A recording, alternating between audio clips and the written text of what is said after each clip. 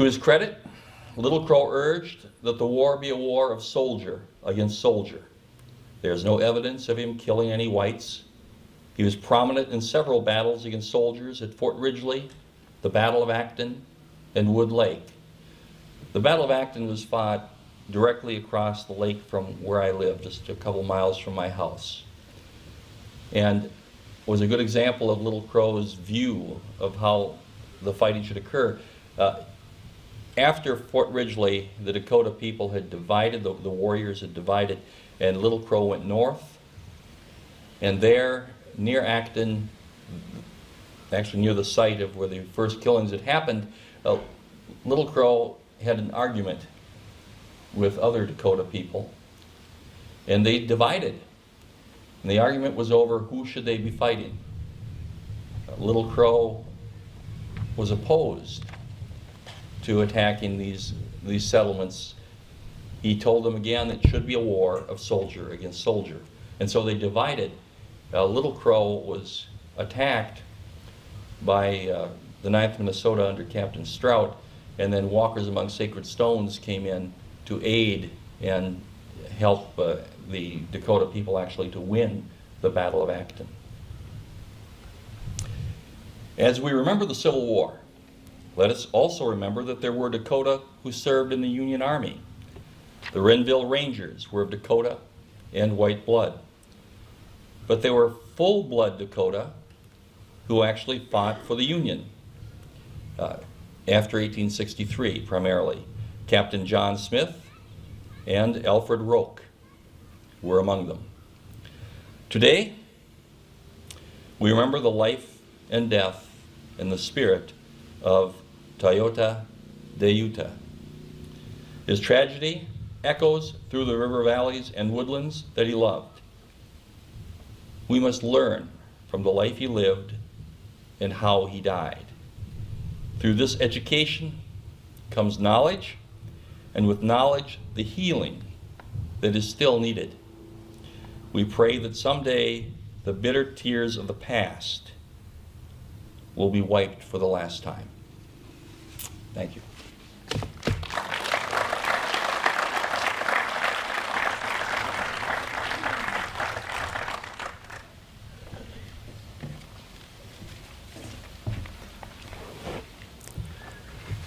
Good afternoon.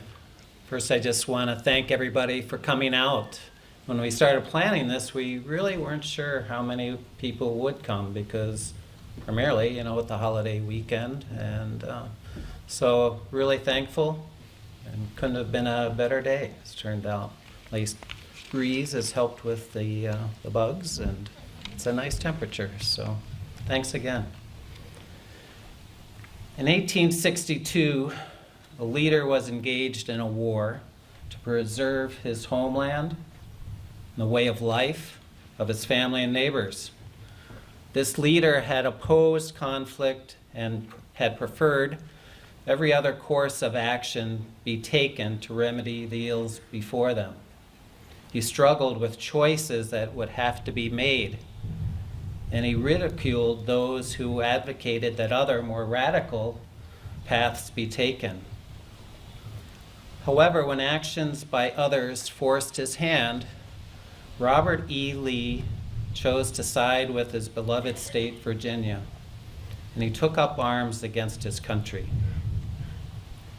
Like Robert E. Lee leading up to the American Civil War, Little Crow favored finding peaceful solutions to the wave of change that was coming over his homeland, his people, and their way of life.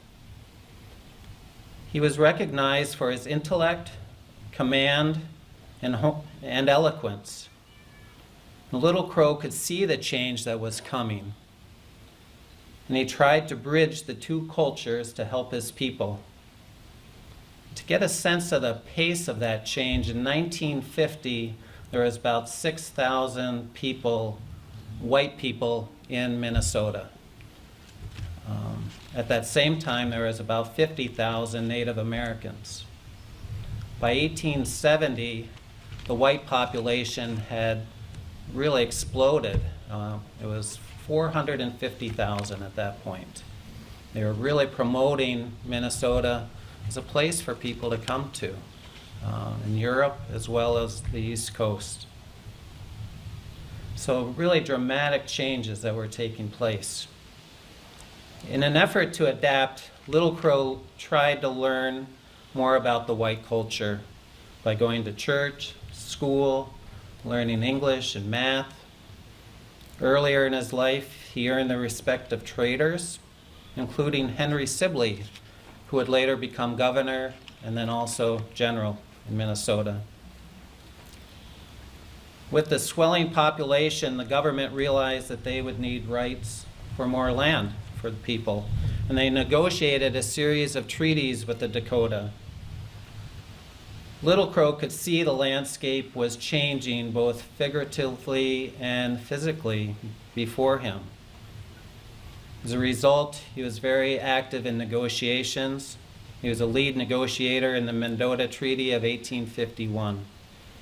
As part of that effort, he tried to obtain payments that were promised from a treaty in 1837 that his father had signed, but yet had been unfulfilled. Finally, in return for vast tracts of land given up as part of the 1851 treaty, Little Crow believed that his people would be able to live in peace on a reservation along the Minnesota River and coexist with the whites. In addition, he believed the money promised in the treaty would pay for food, schools, farm equipment, goods, and other essentials that were needed to help his people adapt to the new reality that was coming before them. But he wasn't content with that. Little Crow remained active and continued to try to build relationships and understanding. He went to Washington, D.C. twice in the 1950s, first as an unofficial visit in 1854, where he was trying to build relationships and get to know some of the government officials. And then in 1858, Little Crow went back as part of an official delegation that ultimately resulted in a new treaty, giving up more reservation land.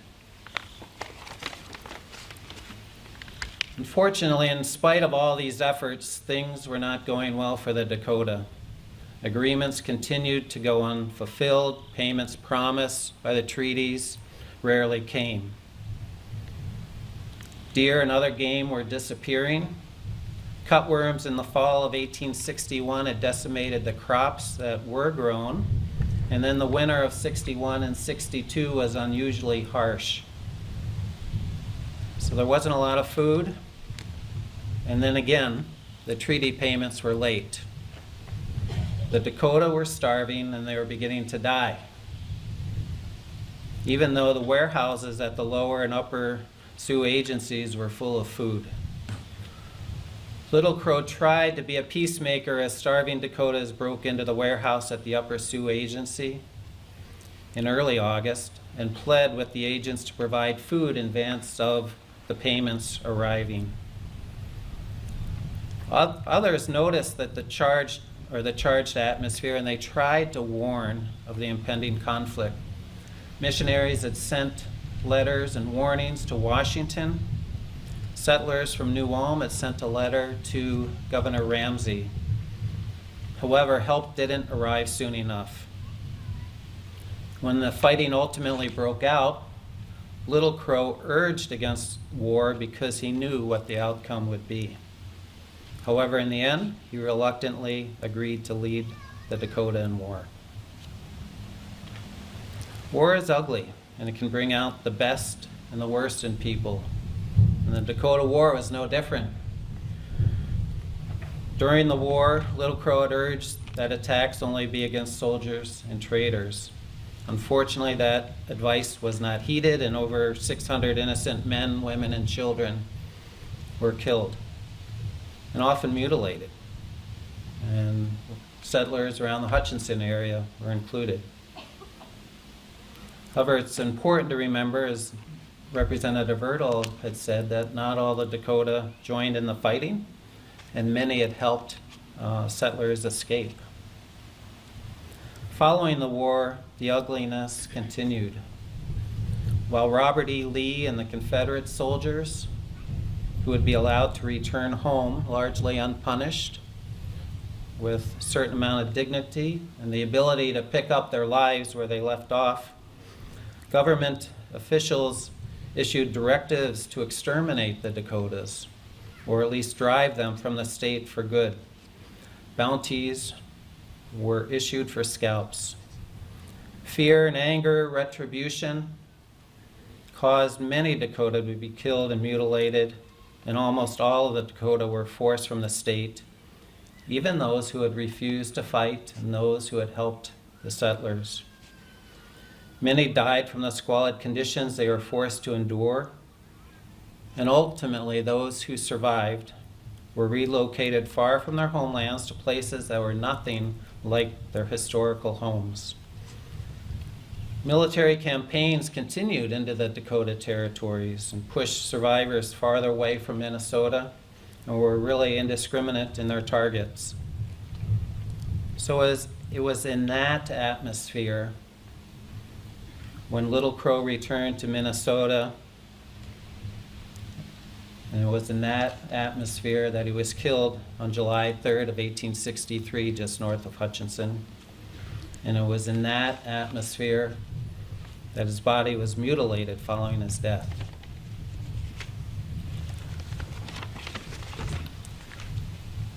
The Dakota War of 1862's complicated, dark piece of Minnesota history.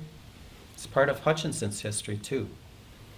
It was a result of broken promises by our government, a growing wave of humanity that was just sweeping over the state and the continent, and something the government really wasn't equipped to control. And it was a clash of two very different cultures. As a result, many innocent people and families suffered. In many cases, that suffering continues today.